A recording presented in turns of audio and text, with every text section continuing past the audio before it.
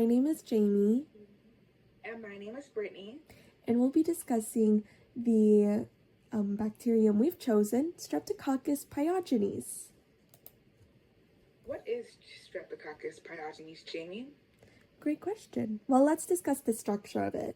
So it's considered a gram-positive bacterium, meaning there's a cell membrane, and right above it is a large layer of the peptidoglycan. It's considered a facultative anaerobe, meaning it's able to live in an environment with and without oxygen as well. And it's part of the group A Streptococci, also known as gas. We know this because it contains a specific carbohydrate antigen within that peptidoglycan layer. Now, Brittany, can you please explain the historical background of this bacterium? Absolutely, Jamie. So, Streptococcus pyogenes was identified as a major cause of human infection in the throat and the skin. So, the incident and mortality rates dropped after World War II.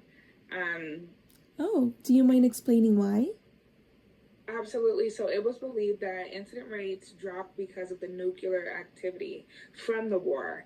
Also, that was around the time where penicillin became more accessible to those infected with these diseases.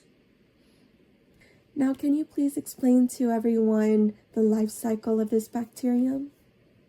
Absolutely. So Streptococcus pyogenes affects the skin and throat. Streptococcus has a life cycle that is characterized by colonization as well as virulence.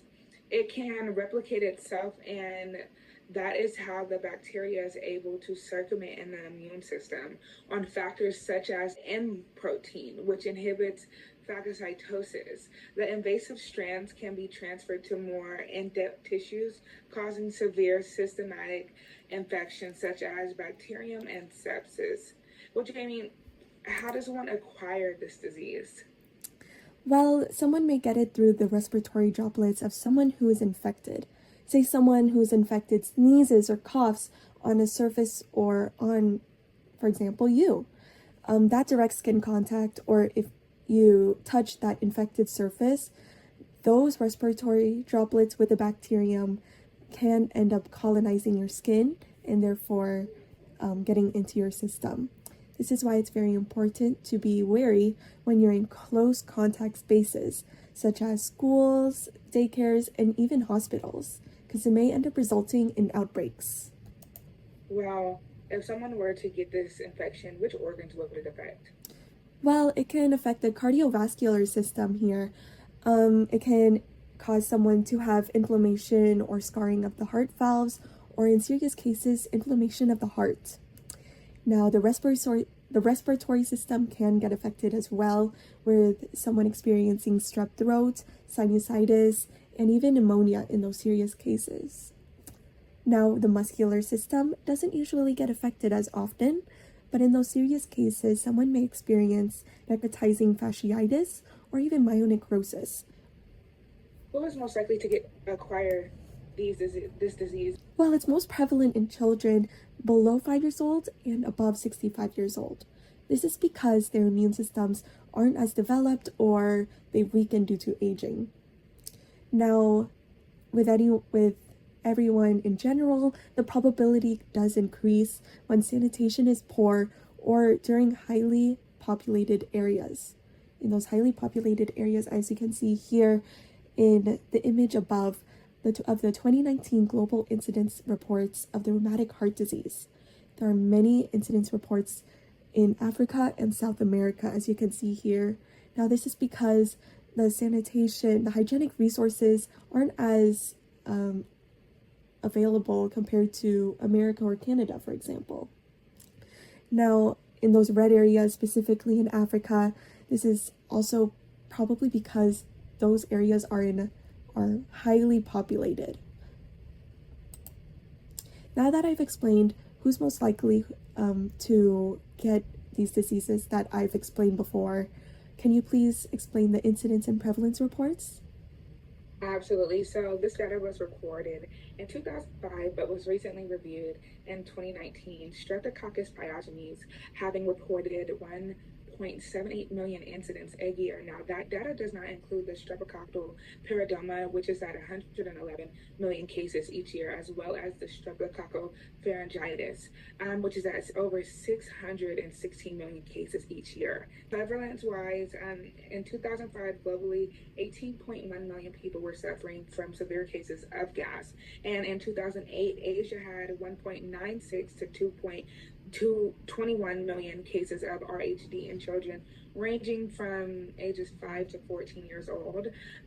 So this graph shows the percentage of numbers of cases for various infections caused by this pathogen alone. Well, thank you so much for explaining more of the morbidity rates of what's happening in these diseases. Do you mind going further in detail of the mortality rates? Absolutely. So as you said, the morbidity rates are more prevalent within the elder community. According to this graph, we can also say the same thing about the mortality rates as well. Non-invasive diseases such as strep throat and impetigo have a 10 to 30% mortality rate, and invasive diseases such as necrotizing fasciitis and toxic shock syndrome have up to a 70% mortality rate and up to 1,100 to 1,600 deaths yearly. Wow, Jamie. So these numbers are high. What are some ways to catch it early? Well, it's important to be aware of the symptoms. So for non-invasive infections like strep throat, someone may experience a sore throat, fever, as I explained, strep throat, and even red sores and honey-colored crusts in the impetigo, as you can see here. Now, for those invasive infections like necrotizing fasciitis or toxic shock syndrome, as you mentioned before, someone may experience rapid tissue destruction, fever, shock, and even organ failure. So once you're aware that you are experiencing any of these symptoms, it's important to go to a healthcare professional to get treatment done. Now, for those non-invasive infections, you may just need to get oral antibiotics. Your healthcare professional may prescribe you penicillin or amoxicillin. And for those critical infections, you may end up needing your antibiotics intravenously. And if you do have necrotic tissue growing, you may also need emergency surgery to debride of it. Now, other treatment modalities, after being treated for those critical infections specifically, someone may need physiotherapy after because they may have suffered from those prolonged effects, such as scarring or even a walking disability. Now, for these critical infections, these treatment methods seem very intense. Now, Brittany, is there a way for someone to try to avoid getting any of these diseases that we mentioned before?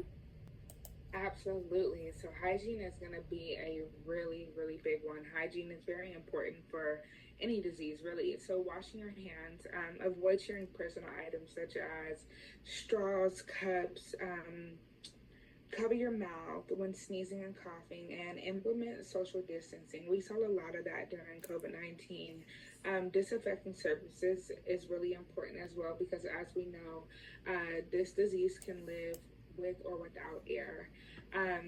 So it's really important that you use Lysol or Clorox wipes when disinfecting surfaces. Yes, thank you so much for watching our presentation.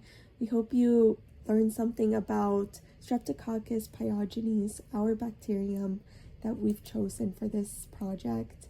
Now, if you have any questions, please message us. Again, my name is Jamie. My name is Brittany. And thank you so much for watching our presentation again.